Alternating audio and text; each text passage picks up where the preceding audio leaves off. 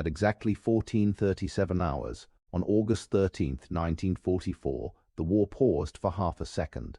Not because the guns stopped firing, not because the bombs stopped falling, but because one man, alone in a cockpit, looked down and understood something terrifying. Flight Lieutenant Geoffrey Brown rolled his Hawker Typhoon hard to the left over the Normandy countryside. What he saw beneath him was not a battlefield. It was a calculation. A single road stretched across the fields between Falaise and Argentan, 7 miles long, bumper to bumper. On it sat the entire German 7th Army. Not part of it, not a column, not a retreating unit. An army, 12,000 vehicles, 300 tanks, 60,000 men. All of them trying to squeeze through a gap 12 miles wide. All of them trapped. Brown didn't say a word. He didn't need to. The smell inside the cockpit was cordite and sweat, hot oil and hydraulic fluid. His gloved hand rested on the throttle of the Napier Sabre engine, a 24-cylinder monster arranged in an H configuration, screaming at 2,700 RPM, 2,200 horsepower, 6 feet of engine in front of his face, enough vibration to blur the airframe. The Typhoon could reach 422 miles per hour. That speed wasn't what made it deadly. Under each wing sat 4 RP-3 rockets, 60 pounds of high explosive, 3 inches in diameter, 5 feet long, 11 pounds of cordite propellant. Effective range, 1,600 meters. This was not going to be a battle. It was going to be mathematics. And if this story matters, if you believe history like this shouldn't be forgotten, subscribe now, because these men didn't fight to become footnotes. How this moment was created, Geoffrey Brown didn't know it yet, but this moment had been engineered 3 days earlier. On August 7th, 1944, Adolf Hitler made a decision that sealed the fate of the German army in Normandy. Against the advice of his generals, against operational reality, against basic military logic, Hitler ordered a counterattack at Mortain. 5 panzer divisions were thrown west, not to escape, but to attack. The goal was simple: cut through American lines, reach the coast, and split the Allied forces in two. The reality was brutal. Within 18 hours, the attack collapsed. By August 12th, General George Patton's Third Army swung north toward Argentan. Canadian and Polish forces pushed south toward Falaise. Between them remained a shrinking corridor, 12 miles wide. Inside it were the 5th Panzer Army and the 7th Army, 80,000 to 100,000 men, the shattered remnants of 11 panzer divisions, everything Germany had left in Normandy. And here's the doctrine that mattered. German combined arms warfare depended on mobility. Speed was survival. Concentration of force was power. Take away the vehicles, you take away the army. The British understood this with clinical precision. The aircraft built for one purpose. The Hawker Typhoon was not designed to be elegant. It wasn't meant to duel fighters at altitude. It wasn't built for beauty or fame. It was built to answer a single question. How do you stop an armored column? The answer was simple. You don't stop it. You erase it.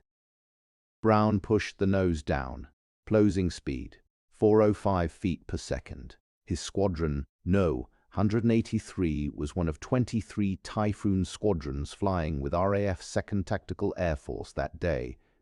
This wasn't improvisation. It was coordination at industrial scale. No.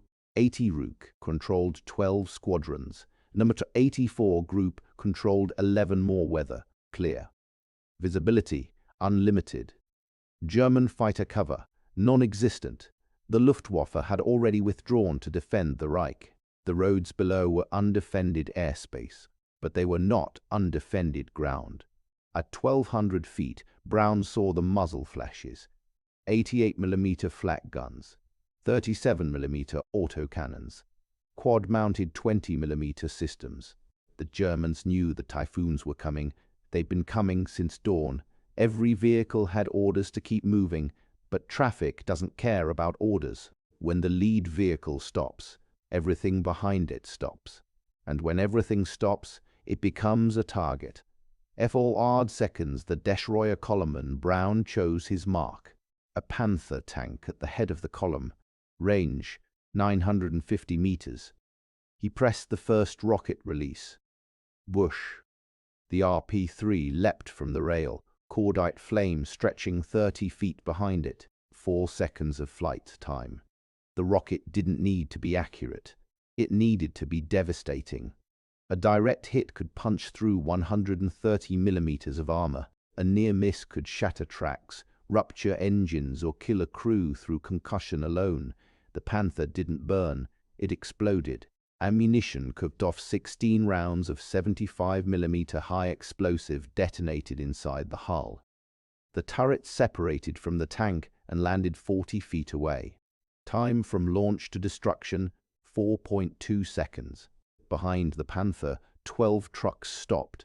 They had nowhere to go. Brown fired again. Second rocket, third, fourth. By the time he pulled up at 600 feet, all 8 rockets were gone. He banked hard right, avoiding the flak corridor, and headed for home. Combat report filed at 15:12 hours. 3 tanks destroyed. 4 vehicles destroyed, 6 vehicles damaged. He was one of 87 pilots who flew that afternoon. The slams and the relidily between August 13th and August 16th, RAF 2nd Tactical Air Force flew 2008 sorties over the Falaise Pocket. Pilots claimed 500 vehicles destroyed, 40 tanks destroyed. The word claimed matters. At 300 miles per hour, through smoke and fire, perfect accuracy is impossible. This wasn't dishonesty. It was the fog of war, rendered at 400 feet per second. So after the battle, something unusual happened. The British Army sent in Operational Research Section No. 2. They didn't interview pilots. They walked the roads. They counted. What they found changed everything. 5,644 vehicles destroyed, damaged, or abandoned. 358 tanks and self-propelled guns. So if the rockets only hit tanks about 4% of the time, what were the Typhoons killing? Everything else: trucks, half-tracks, fuel tankers, ammunition carriers, artillery tractors, command vehicles, ambulances, field kitchens, everything that makes an army move. A panzer division without tanks is still dangerous. A panzer division without trucks is 45,000 men walking home. The day an army turned into a mob August 18, 1944. The gap narrowed to 4 miles. Every German unit west of it tried to escape. The roads became a nightmare, vehicles 3 abreast, horses, carts, men on foot. It looked like Napoleon's retreat from Moscow compressed into 4 square miles. 2nd Tactical Air Force launched everything: Typhoons, Spitfires, Mosquitoes, Mustangs. Typhoons alone flew 294 sorties that day. Claims didn't matter anymore. By sundown, the roads weren't blocked because they were destroyed. They were blocked because they were full. Burning trucks, dead horses, abandoned equipment. The Typhoons had done something bombing alone never could. They didn't just destroy an army, they broke it psychologically. On the ground, the man who survived from 1,200 feet, pilots saw targets. On the ground, Klaus Huber, a 20-year-old Panzer Grenadier, saw something else. No sleep, no hot food, 6 days of retreat. His unit, the remains of the 2nd SS Panzer Division, had been ordered to hold a village. The village didn't exist anymore. His diary says, "They come in waves. You hear them before you see them. The engines scream, then the rockets, then the explosions. You don't see the aircraft that kills you. You see the one that missed." The Germans called the Typhoon Jabos, fighter bombers. They called the rockets Panzerschreck, tank terror. When soldiers heard the Napier Sabre engine, they ran. It didn't help. Industrial-scale air warfare, each Typhoon flew up to 16 sorties per day. 28 minutes from takeoff to target, 10 minutes over the kill zone, 22 minutes back to base, 45 minutes to refuel, rearm, brief ground crews turned aircraft around in under an hour.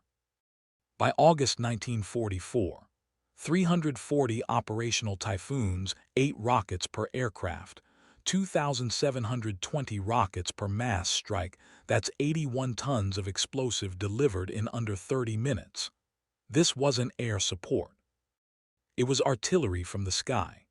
The cost between August 7 and August 21, 131 aircraft lost, 41 Typhoons, most to flak. Jeffrey Brown didn't survive. On August 19th, his Typhoon, serial JP681, was hit south of Trun. He was 24 years old. His name is on panel 268 of the Runnymede Memorial. 11 pilots from his squadron died that month. One squadron.